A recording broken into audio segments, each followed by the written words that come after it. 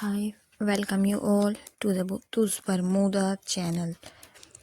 Okay तो आज हम फोर्थ ईयर के सब्जेक्ट आर्टिफिशियल इंटेलिजेंस के unit 1 introduction to artificial intelligence जिसका सब्जेक्ट कोड है BCS 701 की ये यूनिट कंप्लीट करने जा रहे हैं। तो introduction to artificial intelligence and intelligent agents, definition and scope of AI, ये सारा इसका सिलेबस है। तो आप एक बार चेक कर लीजिएगा, इसके साथ गो थ्रू कर लीजिएगा। अब मैं 1 बाय 1 आपको अकॉर्डिंग टू सिलेबस समझाती जाऊंगी और आप इसके साथ समझते जाइएगा, ठीक है। चलिए सबसे पहले हम ये बात समझते हैं कि definition and scope of AI। तो हम समझेंगे व्हाट इज़ एन AI। तो सबसे पहले डेफिनेशन में हम सबसे पहले यही समझ लेते हैं कि बेसिकली AI है क्या। तो स्टार्ट करते हैं। AI का मतलब है, जैसे मैं आपको बताऊं कि ऐसे कंप्यूटर या मशीन बनानी जो ह्यूमन जैसे सोचने, समझने और डिसीजन लेने की एबिलिटी रखें। अगर मैं आपको एक सिंपल लैंग्वेज में बताऊं कि सारे वर्ड को एक साथ मर्ज करके सिंपल भाषा में बताऊं तो मशीन जो ह्यूमन जैसा सोच सकती है। अब इसके एग्जांपल क्या होंगे, जैसे सीरी, एलेक्सा, गूगल मैप्स। अब ये इसके एग्जांपल कैसे होंगे, सीरी, एलेक्सा और गूगल मैप्स। तो जो सीरी एंड एलेक्सा है वो हमारी लैंग्वेज समझ के जवाब देते हैं। गूगल मैप क्या करता है, हमें रास्ता दिखाता है और ट्रैफिक के अकॉर्डिंग गाइड करता है। डन। तो हमारी डेफिनेशन कंप्लीट हुई। अब हम आते हैं स्कोप ऑफ AI कि AI का स्कोप क्या है, कि मतलब AI कहाँ कहाँ यूज़ होता है। तो हर फील्ड में AI का यूज़ होता है, जैसे health care, robotics, gaming, finance, autonomous vehicle जैसे होती हैं autonomous vehicle, self driving cars वगैरह, ये सब इसमें आते हैं।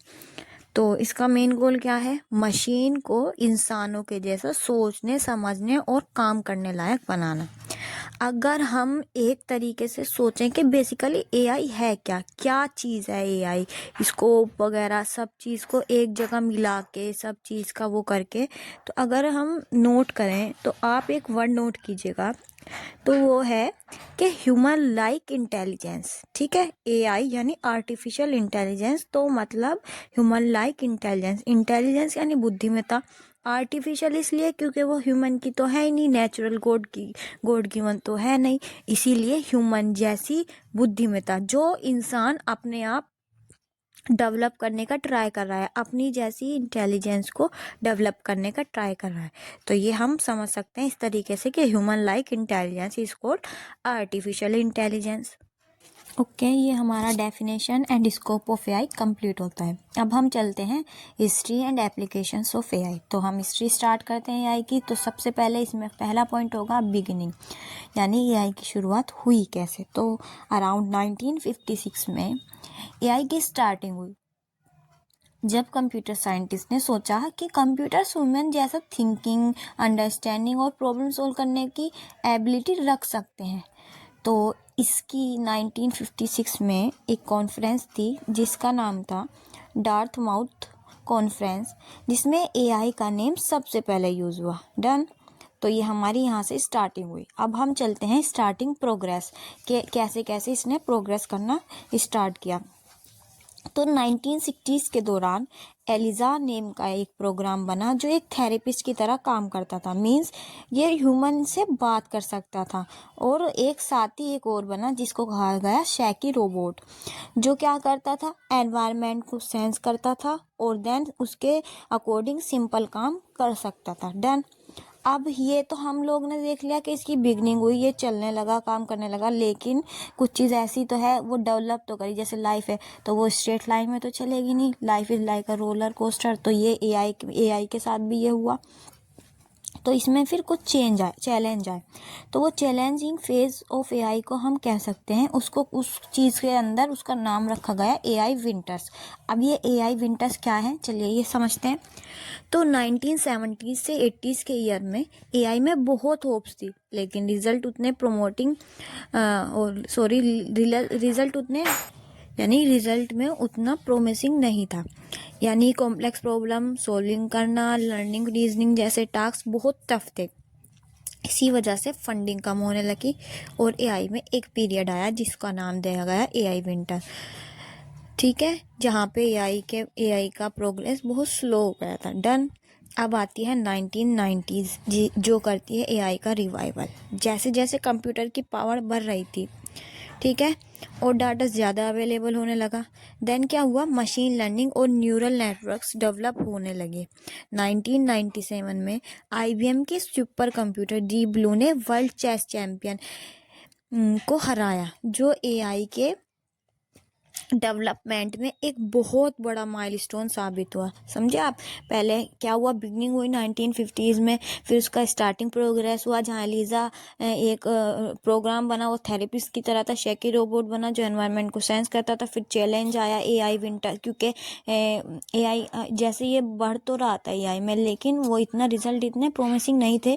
लाइक लर्निंग जैसे टास्क ये करना, इतना प्रॉब्लम सोल्व करना, ये थोड़ा कॉम्प्लेक्स हो गया था, तो फंडिंग कम पड़ रही थी, तो इसी चीज़ को एआई विंटर बोला गया। फिर 1990s में रिवाइवल हुआ। ये ऐसे आया कि जैसे जैसे कंप्यूटर की पावर बढ़ी तो पावर बढ़ने लगी, तो 1997 में जो आईबीएम, हमारा आईबीएम के सुपर कंप्यूटर जिसका मतलब डीप ब्लू ने वर्ल्ड चेस चैंपियन को हराया, जो एआई के डेवलपमेंट में एक बहुत बड़ा माइलस्टोन साबित हुआ। डन, इतना चले समझ आया। अब आते हैं हम मॉडर्न एआई पे। ठीक है, आज के टाइम में एआई बहुत एडवांस हो गया है। डीप लर्निंग, न्यूरल नेटवर्क और वास्ट डाटा के साथ एआई हर फील्ड में इंटीग्रेट हो गया है। जैसे सेल्फ ड्राइविंग कार, जैसे टेस्ला हो गई, आप समझते हैं, वॉइस असिस्टेंट एलेक्सा, और इमेज रिकॉग्नाइजेशन, मेडिकल डायग्नोस और बहुत बहुत बहुत कुछ। ठीक है, अब ये हमारी हिस्ट्री तो यहीं तक है, हिस्ट्री यहाँ पे कंप्लीट हुई, लेकिन मैं आपको एक सिंपल सा इसका चार्ट बता देती हूँ जो आपकी समझ आ जाए। हिस्ट्री चार्ट मैं आपको एक तरीके से समरी में बता देती हूँ। तो ईयर 1956 में एक कॉन्फ्रेंस थी जिसका नाम था डार्थमाउथ कॉन्फ्रेंस। उसमें एआई का वर्ड सबसे पहले स्टार्टिंग यूज़ किया गया। 1960s में एलिस और शेकी रोबोट बने, जो पहला एआई प्रोग्राम और रोबोट था। 1970s से 80s के टाइम में एआई विंटर आया, जहाँ पे progress decrease and funding less होने लगी। 1997 में डीप ब्लू, आईबीएम के सुपर कंप्यूटर डीप ब्लू ने डिफीट किया वर्ल्ड चेस चैंपियन को। और 2000 से प्रेजेंट तक डीप लर्निंग, न्यूरल नेटवर्क यानी कि AI boom very fast and uses in every field. Okay, तो ये हमारा पार्ट कंप्लीट हुआ हिस्ट्री का। अब आते हैं हम application of AI. Then applications of AI में क्या आता है, रोबोटिक्स, एनएलपी यानी natural language processing, autonomous vehicle, health care. Robotics कैसे, जब फैक्ट्रीज में मतलब रोबोट काम करते हैं ना, सामान इधर से उधर रखते हैं, तो रोबोटिक्स। नेचुरल लैंग्वेज प्रोसेसिंग, जैसे कंप्यूटर ह्यूमन लैंग्वेज को समझने लगे हैं। ऑटोनोमस व्हीकल जैसे सेल्फ ड्राइविंग कार, और हेल्थ केयर जैसे डायग्नोस, मेडिसिन बनाने में, इन सब में हमारा एआई का बहुत यूज़ होने लगा है। और जो टॉपिक्स हमारे इस यूनिट के बचे हैं वो हम अगले पार्ट में कवर करेंगे। Okay then, thank you.